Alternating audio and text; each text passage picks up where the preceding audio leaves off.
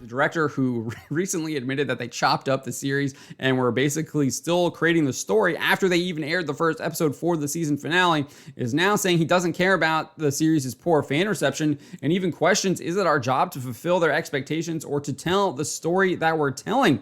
I think that I'm going to answer that question right away here. I do think it is your job to fulfill those expectations, because if you don't fulfill those expectations, you're not going to be telling a story to anyone. There's no one going to be subscribing to Disney Plus. There's no one going to be going to the movie theaters. You're going to see people just tune out, and you won't be able to tell any stories anymore, or at least get paid to tell stories. You're going to have to start footing that your own bill, find a way to get those stories in front of audiences if you don't fulfill fan expectations. So I think that is the big key here. But let's get into this. We have the reviews here, 55% rotten from the critics and from the audiences on Rotten Tomatoes for the entire season 1. If you go to the actual season finale, home, 8% rotten on the critic tomato meter.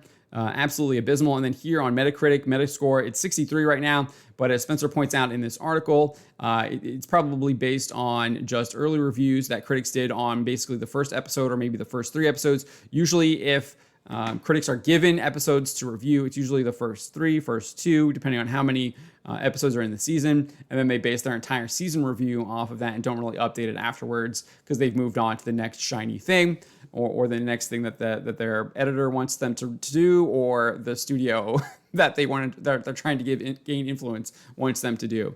And then obviously there you see the user score 3.6. So let's get into Ali Salim's comments here. He was asked by Variety's Angelique Jackson for his thoughts on the series reviews. He says, I don't read reviews. Well, that's key, because he seems to say that he does actually read reviews or is aware of the reviews later on in this interview. But he's saying he doesn't read reviews here.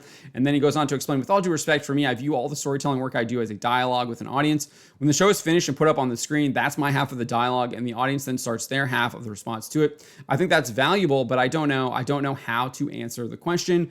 I don't think that's a dialogue. I think a dialogue is when you are going in a back and forth. So dialogue would be, yes, whatever he's talking to the audience through the story, and then the audience responds back with their criticisms, their praise, et cetera, whatever it happens to be. And then he would respond back to that, maybe with some explanations, maybe he doesn't, maybe he's silent, but he would have some kind of response to that. That would be the dialogue there. Being silent, I don't think would be a dialogue. You'd have to actually engage in it. So he'd have to say something right? You either react to the criticisms, react to the praise, have a discussion about a certain theme that you were focusing on or something like that. Lots of things that you could talk about to have a dialogue. I don't think he's having a dialogue the way he's describing it. He goes on and says, I don't feel bad about mixed reviews. If you had unanimously good reviews, every movie would gross $10 billion, right? I don't know what point he's trying to make here. It doesn't make any sense. Last Jedi had absolutely amazing reviews from critics, and the audience panned it. So I don't really know what he's trying to do there.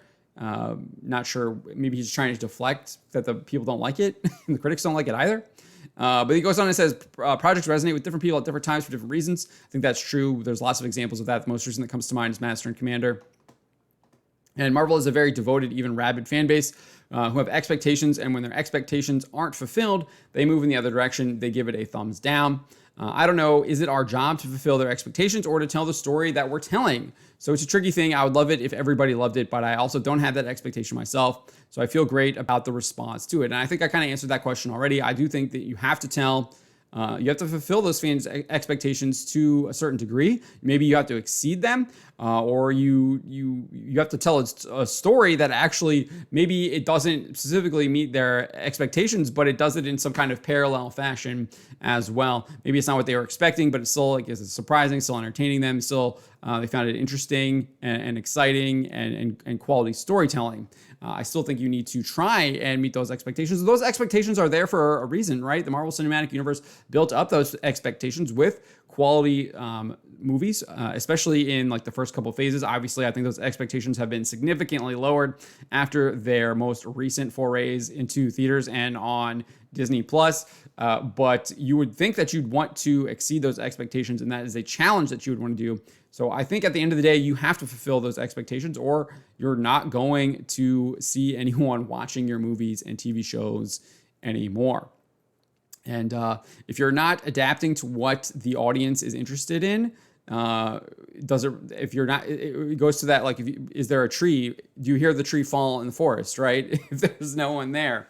if will people be actually listening to your story if there's no one in the movie theaters or tuning in to on the television? If you might be telling a story, but is anyone even listening, right? So I think that is really the analogy he should have used there. And clearly, you have to fulfill those expectations in order to get people to actually watch your stories. And Marvel Studios is not doing that, and they are significantly decreasing fan expectations. And not only are they decreasing fan expectations, they're actively pushing people out of theaters and even away from their streaming services.